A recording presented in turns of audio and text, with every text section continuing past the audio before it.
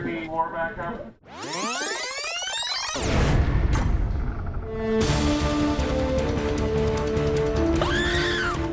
Good one.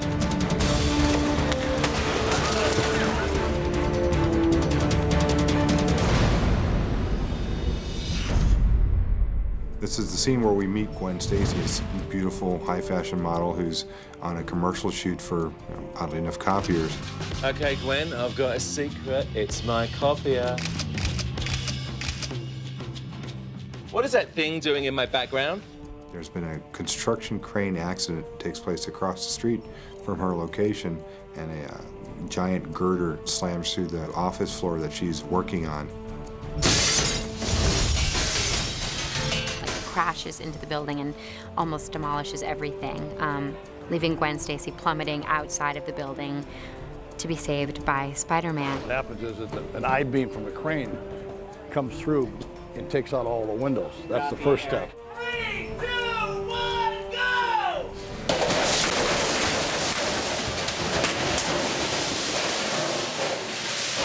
3, 2, 1, go!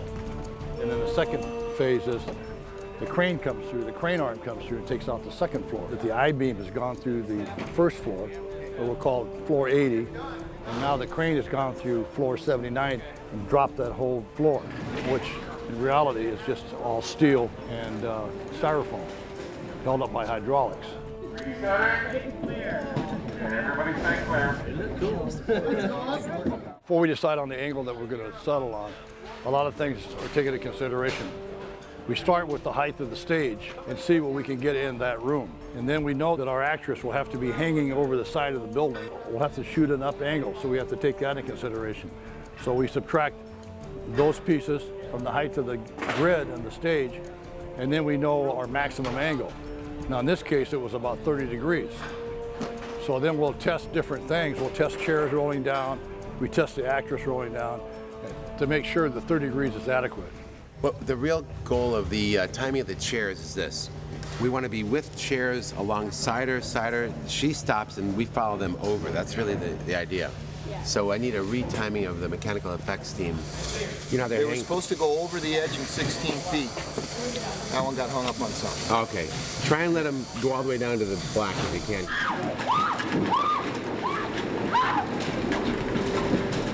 For that sequence, I think the most important person was John Fraser. John really designed this giant hydraulic floor that gave way. What we're going to do right now is we'll just go inside and I'll show you what we call hydraulic hell.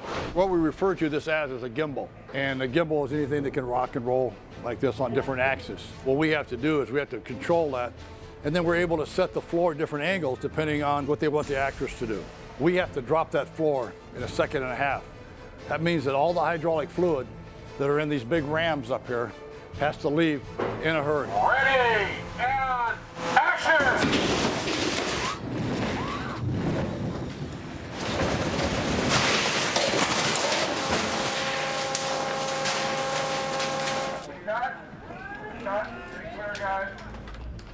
We had 55 people for 3 weeks. This was all done in 3 weeks.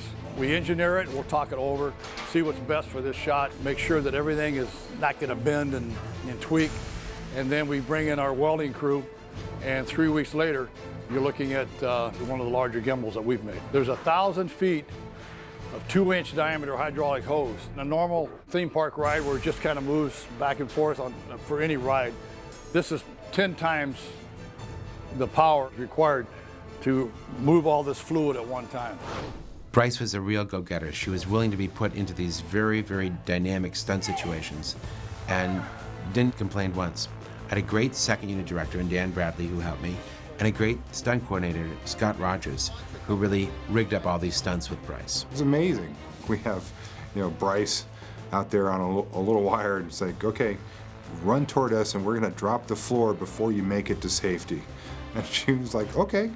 What's so great about movies is you get to really experience these crazy, crazy incidents, like accidents. You know that you'll be 100% safe because Sam in particular, he's very cautious with his actors and he really protects them. The whole sequence is really about putting her in peril, so you have to put her in peril. The floor drops and she has to hit the ground, and then she starts sliding, and then she has to actually slide over an edge. Well, there's really no way to fake that. If you just hang on a wire, it looks like you're hanging on a wire, so she has to kind of hold herself a little bit, and she took it. I mean, the more we dished out, the more she took, and you know, she didn't cry about any of it. At this point, it only drops maybe that far. Right.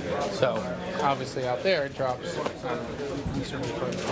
As you run forward, go ahead and come forward. I'm just doing that. I won't even pull you, I'm just keeping the slack. And if for any reason it was to fall, I just got hold of you. You can't go. The best part for me was when they like pulled away the floor and I was running and there's an expression on my face where I'm just kind of like, huh, because the floor just totally came out from under me. Bryce is just a total gamer. She just whatever you wanted her to do, hang from a building, slide down a tilted floor, whatever. She was just spectacular. She's a great trooper. I try to do as many things as possible because it's really fun. She did a really great job, and anytime that the actress can do that for us, it just makes the scene a lot better because it doesn't tie the director down to shooting over their back. You know, we're looking right at Bryce going down that floor, and it's really dramatic, great shot. She just did a great job.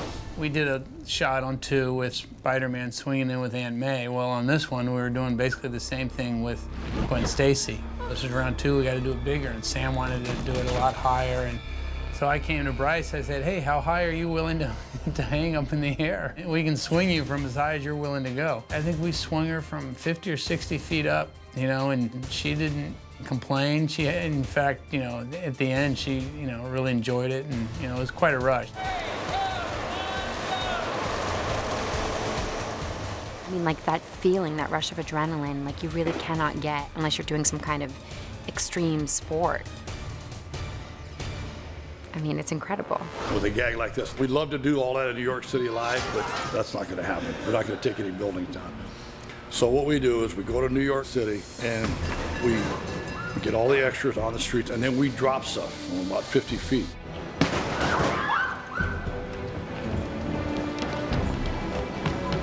And cut. We made rubber television sets, we made rubber desks, we made rubber chairs, breakaway glass, rubber glass, everything we could think of that we could drop on the street and have people running around. Taxi cabs flipping over and that sort of thing.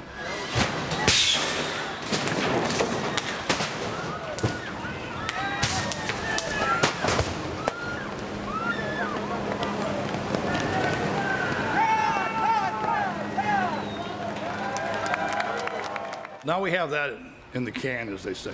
Now we're going to duplicate it once again. What happens is that on a scene like that, they'll put everything together. They'll put our stuff together from the stage. They'll take the New York stuff, and they go, is there anything missing in between? And yeah, there's about 5 minutes of the scene missing. Well, that 5 minutes of the scene will generally be a quarter scale model of that whole, of the building, of the crane, and that ties it all together because there's no way that you can do all of that. And so we bring in the modeling team. Today we're taking a 6-scale building and we're running a modeled version of the crane through a floor of the building. This shot was built from scratch.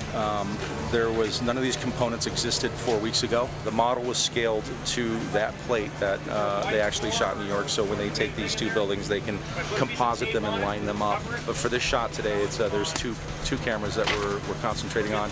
One is one high camera looking down on the building, and the other one is chasing the crane into the building.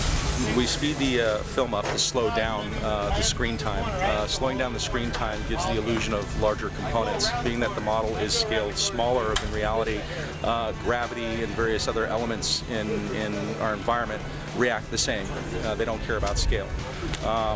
For instance, debris or dust. If it's large and it's far away, you expect it to move a lot slower. This is one of the reasons why we speed the film up, so when you see it on screen, everything looks like it's slower, heavier, more mass to it.